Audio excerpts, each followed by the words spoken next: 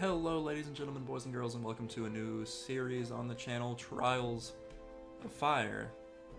Trials of Fire is a roguelike that came out, I believe, almost exactly a year ago now. It's in early access right now, but as far as I can tell, it has been receiving weekly updates. I picked it up this morning on sale and was pretty eager to give it a try, and I have played just a little bit to get the feel for what's going on so that I'm not having to read every tutorial text and go through exactly everything and read every little tooltip, every instruction, because I feel like that would be a little boring. So we're just going to go ahead and start a new adventure, knowing that I have some basic knowledge of the game, but as far as the actual fine details and machinations of it, I am completely clueless. The quest that I think we're going to be going on is the quest for the water gem to help save our dying people. We are going to be playing on hard, so that there is some kind of challenge in this, and I'm not sure exactly how hard is, but I think it should be pretty good for us. Our party, we only have unlocked the warrior, hunter, and elementalist. These we got on the last my personal best 8% quest. So, but I'm not going to use them because I kind of want it to be like I'm going into this blind, which is true. I mean, I played 8% through the shortest, I believe, quest. So we're just going to go back to the beginning our journey. The settlement Terralin is dying. Most crops will not grow in the blasted land. The settlement has relied on its hunters to bring meat from the beasts that roam the plains and to scavenge where they can. At first, the hunters were able to bring enough food to support the people by scavenging from the ruins of the living world. Finally, a solution is found in a living world tome scavenged by the remains of a grand library, the location of a water stone, an elven artifact of great power. The text describes the stone being used to create a waterfall to decorate the palace of an elven queen. No one needs to be reminded of the dangers of elven magic, the cause of the cataclysm that decimated the land, but after months of watching the people of Terralin succumb to hunger and disease, the settlement leaders decide that it is time to take action. Terralin can only spare enough supplies for a small party of warriors and hunters to go forth and seek the gem. The scholars estimate the journey will take several weeks, so the party is given as much food and supplies as can be spared. The scholars can tell you little of the area beyond the immediate surroundings, but it is unlikely your supplies will last for the entire journey. You will need to scavenge what you can from living world ruins and the native beasts along the way. The party sets off early with the fate of Terralin resting on its success. Let us continue. So here is our little party in the ruins of Ash, the land that surrounds us. We are on day 1. We are determined and fresh. We have 3 food supplies, 3 healing herbs, and 50 obsidian coins, which is the currency that the people here use. Now, our quest is telling us to go this way, but I think I want to go check out these ruins first up here and see what's going on. You come across the remains of a dwarven town. The buildings were short and sturdy, but most have been demolished by the cataclysm. While searching the town for anything worth scavenging, Malkin hears a female rattling voice, calling for help from what looks like a destroyed barracks. Peering into the collapsed building, you can make out a rattling girl trapped about 18 feet into the structure. She still has a torch with her, but it is pinned by a slab of fallen stone. Seeing you approach, she quickly calls up for help, offering a handsome reward if you can save her. Okay, so listen, this is going to be one of those where it's either you pull her out, and she's like, haha, trap, funny, you helped me, you monkeys. Or it's going to be like, gee, thanks for helping me. Which, I'm inclined to think that it would be the latter. I'm not going to climb into the collapsing passage, though, but I will lower a rope. You lower a rope for the trapped rattling, but after a few minutes of pulling and thrashing from the trapped creature, you realize that you are probably doing more harm than good. I mean, do we climb it? We're going in. Rastin, I think that's our hunter. Rastin crouches down and heads into the small opening with a rope tied to his waist. He soon reaches the trapped rattling. With a considerable effort, he manages to prise the slab of rock from the rattling girl's legs. As soon as the rock moves, however, there's an ominous creak from the structure overhead. More stone slabs begin to slide down. Yeah, see, this is what I didn't want. Rastin scrambles for the surface, but is pinned by a falling slab of rock before reaching the opening. The rest of the party manage to dig him out, but the rattling is nowhere to be found. Oh. Rastin has been injured. Minor injury. An injury is a permanent addition to your hero's core deck that can be removed using a healing herb while resting or through special encounters. Alright, well, that sucks. He's gained a trait, Selfless. A trait is a permanent addition to your hero's core deck that provides a unique bonus or disadvantage. Take 2 unblockable damage, then all friendly heroes draw a card. Interesting. Could be used for like combos and stuff. After an hour or so more searching, you find nothing else of interest and decide to move on. Okay, so the rattling is just dead, I guess. Do we want to stop in the town? Sure. You wearily enter the outskirts of a large settlement. It looks like this was once a major town during the living world, and as usual, many of the dwellings and shops are built on the ruins of grander buildings. You come across a flustered baker who tells you that a hybrid... What is that? Ooh, okay. A raiding party tried to rob the shop last night as he was closing up. Fortunately, with the help of the rattling garrison, he fended them off before they could take much, but they destroyed the outside of the shop. Should we offer to help him fix it? Sure. The 3 of you set to work fixing up his shop. Within a few hours, you've mended the wooden sign and rehung it, and chiseled out holes in the wooden frames for the iron bars and fitted them in place. You step back onto the cobblestone road and inspect your handiwork. The man and his father join you and shake your hands. Effusively, they tell you apologetically that they can't spare much bread, explaining that most of it will go to the rattlings in payment for the iron. One of the hybrid did leave behind a few things after the man saw them off, and he insists you take them as a thank you. We got some food. A wooden club. Okay. And studded leather. That's armor too. Okay. Cool. There are a few more shops stocking items of interest dotted around the town square. The spiked helm we don't really have enough for any of this. I will buy a wee bit more food though. Okie dokie. Do we head to the next settlement, or what is this? Grasslands. Or more grasslands. Let's head to these grasslands. There's a pterodactyl flying around. A group of human bandits confront you as the party passes through a pass in the hills. That's like a horrible tongue twister. A group of human bandits confront you as the party passes through a pass in the hills. This series is going to absolutely ruin my voice and severely challenge my enunciation and pronunciation skills. I can feel it already. Every slip of the tongue when reading all of this flavor text is going to weigh on my shoulders like a horrific burden. Anyways, the leader comes up and greets Malkin warmly. His words are friendly, but he firmly demands that the group pay a toll for moving through his territory to help feed the families of him and his band. We don't have enough to pay, so we're going to say no. The bandit leader... See, there it is. I knew it was going to happen. The bandit leader apologizes before ordering his men to attack. Alright, well, it looks like we're fighting. There's only 3 of them, but the bandit fighter is pretty tanky, unfortunately. We do have sight of these 2 with him. They don't have any ranged, it doesn't look like. So we're going to try and smack down the bandit fighter before anything else, because I assume he's probably pretty broken. So we'll ranged attack and then hold off on that for now. Defensive stance is always good for the warrior. I'm a fan of defensive stance. Wild swing we aren't really going to be able to do anything with this time, but I will keep it.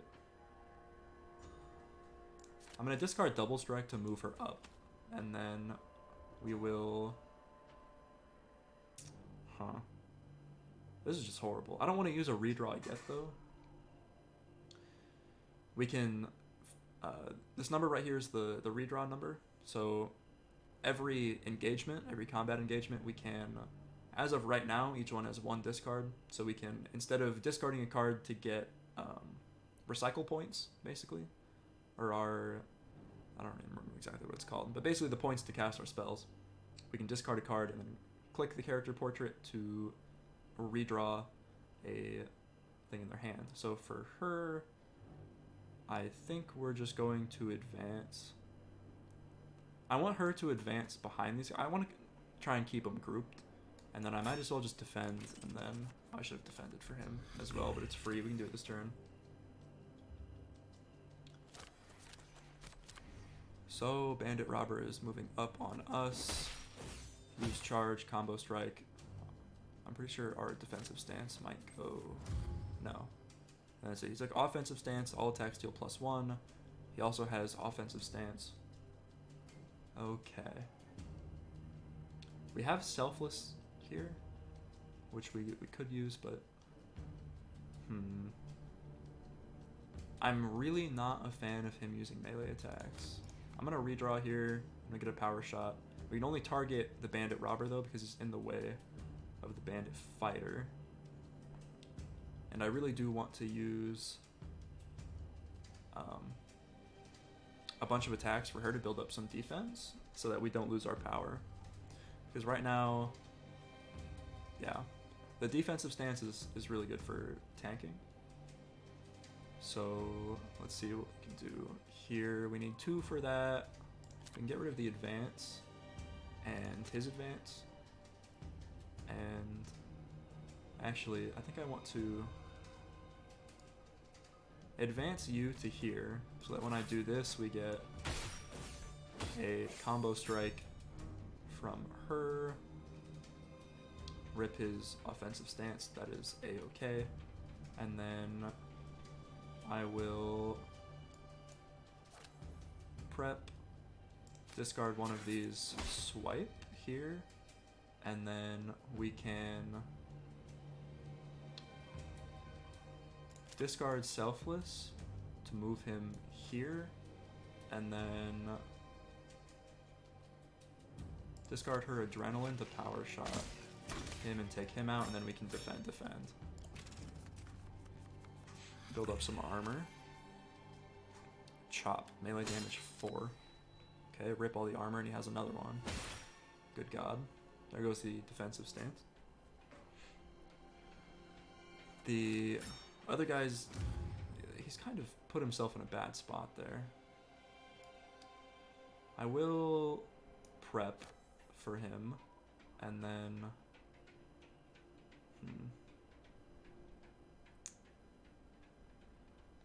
we're going to discard Force Missile to move her, and then blast in this line.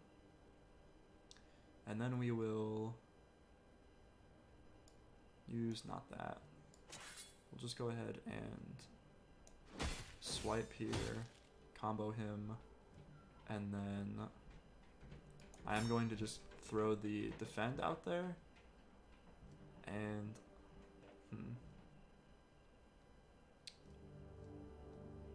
I think we just get rid of the snapshot to move him around over here so that he can start getting line of sight on these other guys.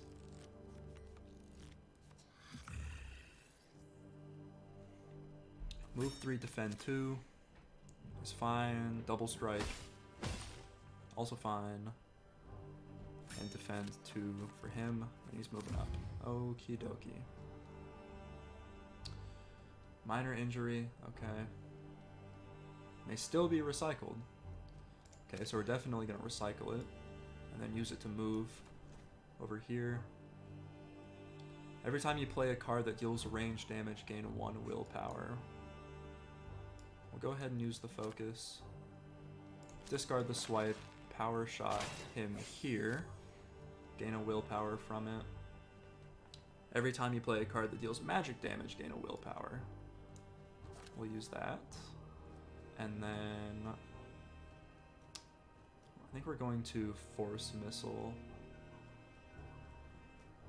Flame Fan is also good though. Either way, we're getting rid of that and probably the advance here. There's no way to hit both of them with Flame Fan. So I think I just Force Missile here, deal some damage to both of them. And then we can't hit him. We can swipe, and then swipe, and then defend, and then pass. Alrighty. Offensive stance for the fighter does 3 and then 3. Hopefully he doesn't have a 4. Melee attack 2, combo strike 1. Please, Lord, don't kill her. Okie dokie. Barely, but we've done it. We'll start with a power shot here into a snapshot to get that done and out of the way. You can swipe him. Perfect. And then get rid of that. You will go ahead and force missile, discard the defend, and hit with double strike. Alright. We've done it. Our enchantress is almost dead though, unfortunately. Level up. What is that? Burned fetish. It's an interesting fetish. Gives us a summon. We'll probably give that to the enchantress. But I'm gonna level up the hunter. And then, what does flare do? Inflict expose to all enemies in a target area. Okay. Character takes additional 1 damage from melee ranged magic damage. That's pretty good. Hit and run, melee attack 2, and draw a movement card from your deck or discard pile, but we don't really want him melee attacking. I think we want to just spec this guy as full ranged. Ranged attack 2 and inflict immobilize.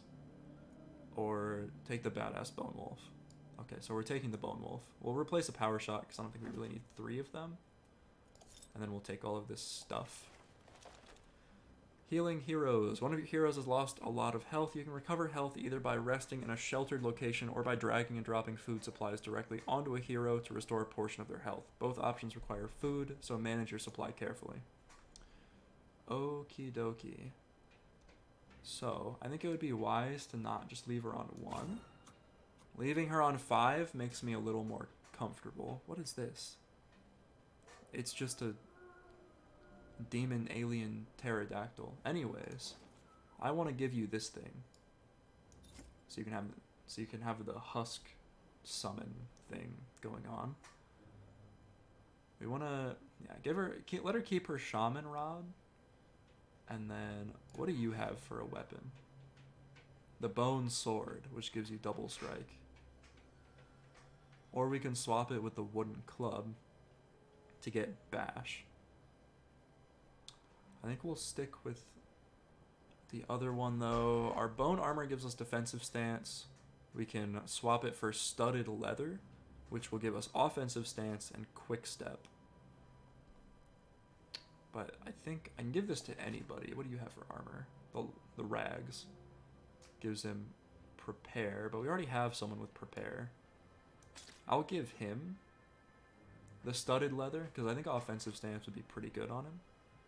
And we can always swap that out later. Alright, let's go back to the map. And then over here we have another settlement, or down here we have ruins. It looks like a battle is likely there. I think that's what that is. I'm not exactly certain, but I don't think we're exactly equipped for battle. We'll go to the settlement up here. Oh, we have to fight the pterodactyl. Okay. There's 3 pterodactyls. Why? How? Summoning skill cards allow you to add an extra creature or character to your team. Summoned creatures have a single free action each turn, which can either be used to move or to use the basic attack listed on the skill card. Any additional special abilities of the summoned creature are also listed on the card. Okay, so he has the Bone Wolf. For now, I think we're going to give him offensive stance. We can just go ahead and prep that for now. We'll go ahead and get the defensive stance active on here. Advance is an from me. For her for now, but we kind of need to use some things at least. Get rid of the wild swing for now and move her up. They're harpies. They look like pterodactyls. We'll use defend with him, and I think we will get rid of the advance. Get rid of the force missile and summon the bone wolf right there. Alright. We'll see how this goes. Whenever you take 1 or more damage and your hand is full, something, something, something. Oh, okay. Just fly back there, why don't you? You know, that's... sounds like a great idea. Whenever you take 1 or more damage and your hand is not full, draw a card. Okay, that's what it is. You can now use your summoned unit. Unlike regular characters, summoned units are activated once for free each turn, but you can't recycle cards to give them additional activations. Instead of moving for their action, all summoned units can make a basic attack option to do. Simply drag the activated unit onto a valid enemy target. Are you a valid enemy target? I can go here, and that, it looks like that is my option. Unit special effects. You're nasty. Okay. Sure. I think I will advance backwards. Get rid of selfless and then power shot this one. And then we'll get the combo strike off the Bone Wolf. Totally intentional, 110%. Definitely meaned to do that. We have the defensive stance, so I will go ahead and take some swipes at this and build up some armor. Every time you play a card that... Okay, we'll get rid of Adrenaline for another swipe, just for more armor. And then you can advance. There's really no good place for her is the thing. I mean, I have Force Missile, something within 3 spaces. So I think I can go here and then get rid of Flame Fan and Force Missile that one. And then I think we just are good for this turn. Enemy turn. Defense to aggression. That's not good. Melee attack 2. My Bone Wolf. You animal. Move to any free space. See, that's just not right. My Bone Wolf. Why have you done this? I can't believe you've done this. Okay, get rid of that. Focus isn't really what we're looking for, to be honest. We'll come back to this guy, because I have no idea what we're going to do with him. Advance you to... Oh yeah, okay, hold on. What does Unstable Blast do? Okay. So I think we just want to blast now. Or no, because I want to get her in range to combo off of it. So we'll move her here. Now we'll blast. It's not a melee attack, so it doesn't combo. Makes sense. I still have swipe. I can move up and then just hit it. Okay, can the prepare move? Get rid of your swipe. You swipe. We combo there. You defend, because you're low. Get rid of your defend, and then double strike this. So we can kill one of the pterodactyls. That definitely wasn't optimal by any means, but it worked. It worked. Okay, they're flying around again. Okay. Okay, rip the offensive stance. Okay, aggression again. Our turn. Alright. Let's... Okay. Get rid of that. I want the husk back here. We'll do advance you to here, and then...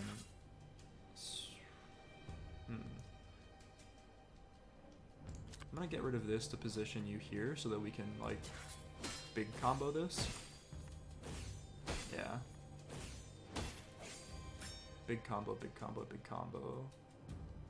Now, We'll go ahead and swipe again and kill that one with big combos.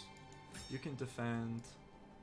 I'll have this guy advance back here so we can power shot next turn, and then I'll hold on to the power shot. Okie dokie. This is going better than I expected, I've got to say. Where's he gonna go? Alright. So your free action is gonna place you here. Your... What does quick step do again? Move one, then draw a card. It's free, so we'll get in position to hit him. We drew offensive stance, so we'll slap that on there. And then I think we... Aura is not adjacent to any other character or obstacle, so it's not going to do double, but we'll still slap it. And then I will advance you to here for combo on this. And then we will get rid of this and one of the power shots for double strike, so that we get hella combos and we just kill it straight up. Alright, look at that. We won! We beat the pterodactyls. Did we get anything from it? We got level ups. We'll upgrade the warrior. What do we have? Bulwark. Defend 6. See, that I'm a fan of. Move 3, then pull all enemies within range 3. Choose a friendly character. All damage to the character is transferred to you until the start of the next turn. That's also pretty good. Melee attack 4 enemies. Melee attack 4. Enemies cannot perform combo strikes on the next turn. I think we just take the bulwark straight up. Get rid of 1 swipe. Take the tankiness. She gets +1 health from the thing. We get obsidian coins. Flawless stimulant. Gives the character a permanent bonus as well as defense, but is discarded after taking more damage than the card's result. Okay, no, that's just what a power is. So we get a bunch of cards from this. Volley Fire. Whenever you play a card, random ranged attack 1, then this power loses 1 resilience. Oh, okay. All attacks deal +0 to 3 damage, or rage, draw 2 cards. Okay, that sounds like it would be good on our hunter guy. And then we also have Force Rod. Melee attack 3, then push all adjacent enemies 2 spaces. See, that might actually be good for her, which is good because it's the only thing that she is actually eligible to take. So we'll go in here, and then Flame Fan, I don't think we've effectively used a single time, but this will be good just for disengaging with her. So we'll give her that as well. Alright. And then I think we're going to give him this. Alright. And then we will continue on to the settlement to see if we can't rest for a little bit. You find a settling that has recently been taken over by ratlings. The new town is friendly enough and has even set up a store to sell their most valuable finds. Cool. How are we looking on food? Let's buy 1 food. We can't really sell this for much. I don't think we're ever going to use this. So we'll go ahead and sell that.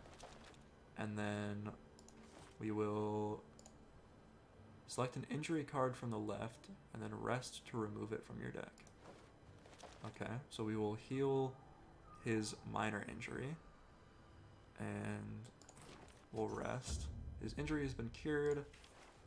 Perfect. Okay. Our health is looking alright, but we're fresh right now, so we will break camp and then we will end off this first episode of Trials of Fire. Here we're coming right up on the 30-minute mark, which is perfect. I think we're at a good stopping place. So if you liked today's episode, there should be another one coming out tomorrow around the same time. I'm looking for about midday CST, noon-ish, depending on how long it takes for this to upload, but after that it should be coming out at noon every day.